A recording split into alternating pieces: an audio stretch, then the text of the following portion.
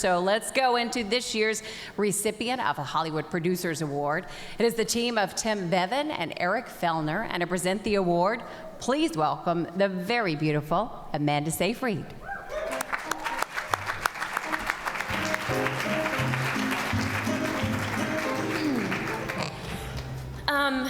I was 9 years old when I saw Four Weddings and a Funeral for the first time, and you could say I was too young to see it, because the F word was said 10 times in the first 10 seconds of the movie. And I admit I might have been too young to fully grasp the sophistication and its complicated relationships and its very grown-up sensibility, but I do remember how it made me feel, and it made me feel pretty great and sad and hopeful and swoony, and that's what the films A Working Title do. Gloriously, they make you feel. The movies produced by Tim Bevan and Eric Fellner don't have superheroes in them. Nobody flies. They don't have robots or wizards. People rarely save the world. They let other people make those movies. Working title films have emotion and real human relationships, and some of the finest writing, the most memorable acting, and indelible scenes I've ever experienced.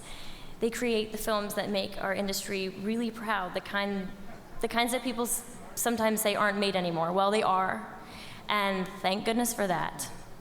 Fargo, Pride and Prejudice, The Big Lebowski, Bridget Jones's Diary, Notting Hill, Love Actually, United 93, About a Boy, Elizabeth, Nanny McPhee, Dead Man Walking, Frost Nixon, Billy Elliot, Atonement, Tinker Tailor Soldier Spy. That's like a few of them. Tim and Eric have had an amazing, consistent run of films unified by their taste, their philosophy of putting filmmakers first and never underestimating the audience. And I was really proud to join them this year in my first working title film ever, Les Miserables. And it too is a film that will make you feel a lot. So I'm so glad it's true that they don't make them like that anymore, because Tim and Eric certainly do. Ladies and gentlemen, it is my honor to give the Hollywood Film Award for Producers of the Year to Tim Bevan and Eric Fellner.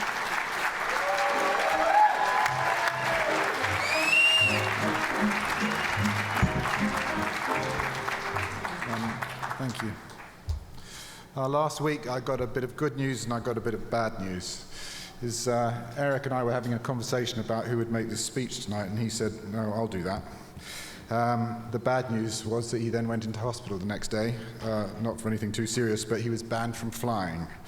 So it's left to me. I was looking for a quote from Brits in Hollywood to start this with, and they all seemed rather mean, so I thought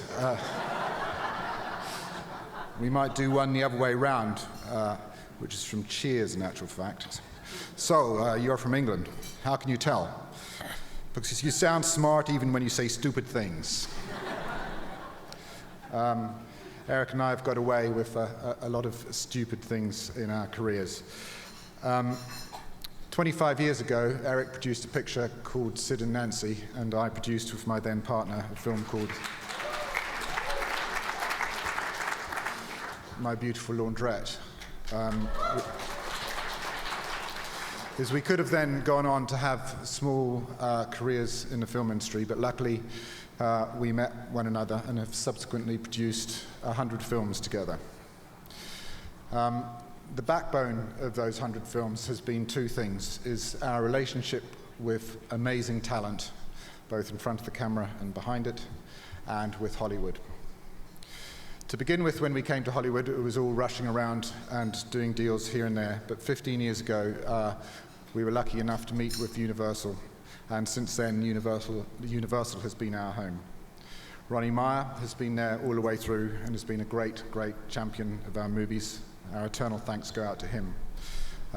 Donna and Adam, the heads of the studio at the moment, and their predecessors, Mark Schmugger and Stacey Snyder, were always unbelievably supportive. Their sister company, Focus, James Seamus, they take the distribution in a lot of our movies, and we're eternally grateful to them as well. The one thing that we've all learned together is that sometimes it's worth taking a risk, and that's a very strange thing to say in Hollywood.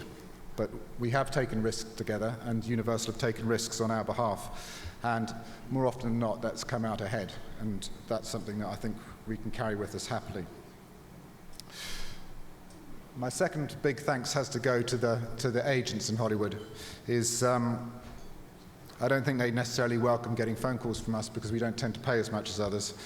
But they've been unbelievably supportive over the years. CAA guys, WME, ICM, UTA. And they've enabled us to do things that we wouldn't have otherwise been able to do. So thank you very much for that. Because we always knew, that Eric and I, that we wanted to live in England. So we needed to find somebody to be our face of Hollywood, as it were. And I can't believe that it's 20 years ago that she started to work for us, Liza Chasen, who's been a brilliant, brilliant person here in Hollywood.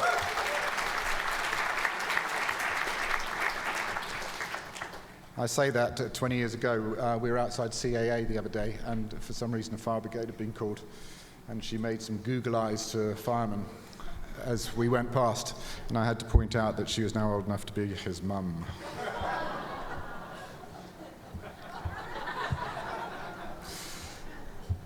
When I look at the list of talent that we've worked with over the years, it's sort of almost unbelievable to myself. Richard Curtis, we've made 8 films with. We have a picture with Richard that's coming out next year. Rowan Atkinson, John and Ethan Cohen, Hugh Grant, Emma Thompson, Kate Blanchett, Stephen Frears, Stephen Daldry, Paul Greengrass, Edgar Wright, Simon, and the list goes on and on. That list is extended this year with 2 films that we're very proud of, and I think that they represent working title in a perfect manner. They're both quite risky in their methodology. They're both directed by superb directors. They've both attracted a great talent, feast of talent, in front of the camera and behind it. Anna Karenina, directed by Joe Wright, starring Keira Knightley, written by Tom Stoppard. And Les Miserables, directed by Tom Hooper, from Cameron McIntosh's unbelievably successful show. We look forward to you seeing these movies in the award season. We hope that you enjoy them as much as we've enjoyed making them, and thank you very much indeed.